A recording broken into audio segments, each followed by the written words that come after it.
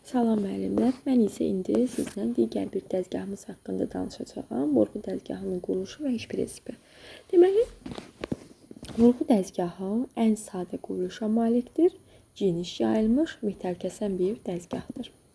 Hansı ki, burada o müxtəlif belə deyim də, texnoloji əməliyyatları yerinə yetirmək üçün istifadə edilən bir texnoloji maşındır. Burğu dəzgahı hansı əməliyyatları yerinə yetirir? Hansı ki, metal, oduncaq, digər materiallarda deşiklərin dəqiq burğulanması, belə deyim, onların yerinə yetirilməsi üçün istifadə edilən bir texnoloji maşındır. Eyni zamanda o, istehsalatdan tutmuş ev emalatxanasına qədər hər yerdə tətbiq edilir. Məktəb emalatxanasında burada qeyd edilməyib HC12 modelli burğu dəzgahından istifadə edilir. H stol üstü, C burğu, 12 isə burğunun deşik diametridir.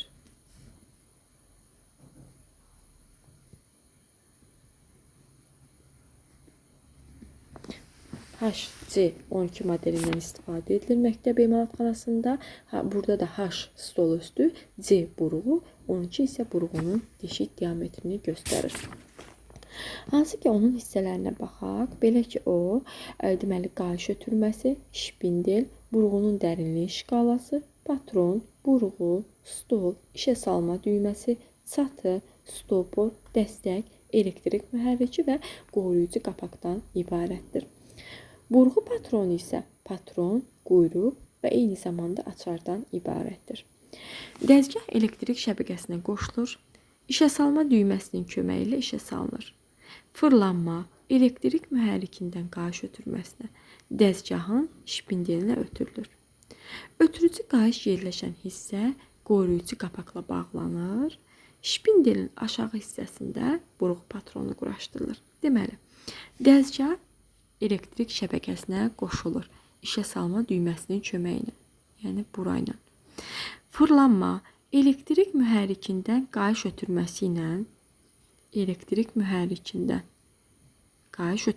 ilə dəzgahın şpindelinə ötürülür. Yəni buradan alınır, ötürülür bura şpindelə. Və ötürücü qayış yerləşən hissə qoruyucu qapaqla bağlanır. Ötürücü qayış yerləşən hissə, deməli, qoruyucu qapaqla bağlanır. Daha sonra isə şpindelin aşağı hissəsində burğu patronu quraşdırılır. Şpindelin aşağı hissəsində burğu patronu quraşdırılır. Burğu patronunda burğu bərkidilir. Burğunun yuxarı və aşağı hərəkəti dəstəyin fırladılması ilə yerinə yetirilir. Bunun vasitəsilə yerinə yetirilir. Emal edilən pəstahlar dəzgah stolunda, məngənədə, sıxıcı tərtibatda, yəni konduktorda yerləşdirilir və bərkidilir. İşə başlayan zaman dəzgah nəzərdən keçirilir. İstismara yararlı olub-olmadığı yoxlanılır. Bunun üçün işə salma düyməsindən istifadə edilir. Belə ki, işə salma düyməsini basıb dəzgahı işə salmaq, dur düyməsinin köməyi ilə dəzgahı söndürmək, elektrik şəbəkəsindən ayırmaq lazımdır. Dəzgahın şpindelində burğu patronu quraşdırılır. Bunun üçün patronun quyruğunu şpindelin deşiyinə ehtiyatla daxil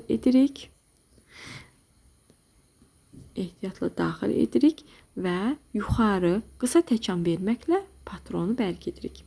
Görüləcək iş üçün lazım olan diametrdə burğu seçmək lazımdır. Burğu patronu xüsusi açarın köməyi ilə açılır. Açar saat əqrəbinin əksinə fırladılır və burğu patronu yumrucuqdan aralanır. Burğu patrona quraşdırılır. Bundan sonra açar saat əqrəb istiqamətində fırladılır və patronda etibarlı bərkidilir burğu. Daha sonra isə açar saxlanma yerinə qoyulmalıdır. Baxın, şəklə nəzər salın. Bu şpindeldir, bu patrondur. Patron şpindelə quraşdırılır. Açar vasitəsilə bərkidilir. Patronun şpindeldən çıxarılması isə çəkiclə, bir də pazla. Pazı qoyuruq bu hissəyə, ona çəkiclə yüngül zərbələr vurub oradan çıxardırıq. Burğu patronda düz sıxılmalıdır.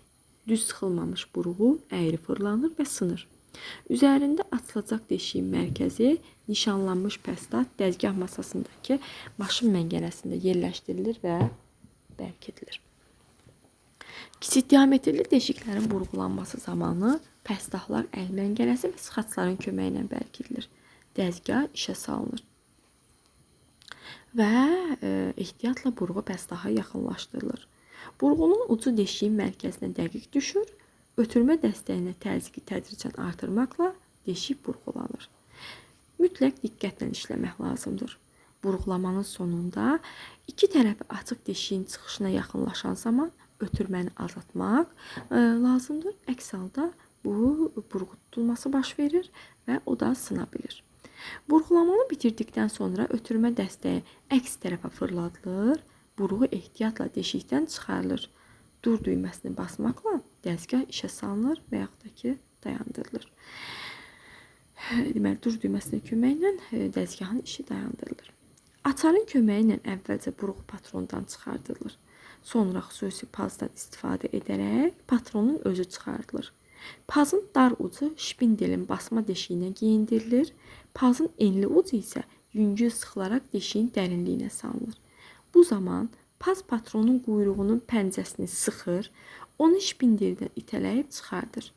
Patron sol əlinə tutulur ki, o dəzgah stolunun üzərinə düşməsin.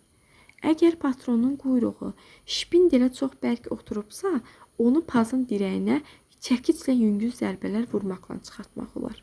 Bu əməliyyat yerinə yetirərkən patronu və stolun üstünü zədələməmək üçün onun altına taxta parçası qoymaq mütləqdir. Və təhlükəsiz iş qaydalarımız var. Hansı ki, burğulamadan əvvəl həmişə alətin düzgün quraşdırılmasını yoxlamalı. Burğu məngənə və ya stolun üstünü korlamasın deyə pəstahın altına taxta tirciklə taxta parçası qoymalı.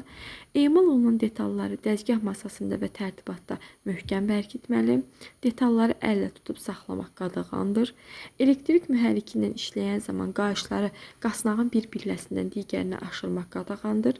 Yonqarı stoldan və dəlikdən üfürmək qadağandır. Stoldan əl ilə yox, ancaq fırça ilə, şotka ilə təmizləmək lazımdır. Kövrək metalları burğuladıqda qoruyucu eynəkdən istifadə edilməlidir. Bu mövzumuz da asan, sadə mövzularımızdan biridir. Diqqətlə qulaq asın, bəyənib abunə olub şərh bildirməyi unutmayın. Uğurlar hər kəsə.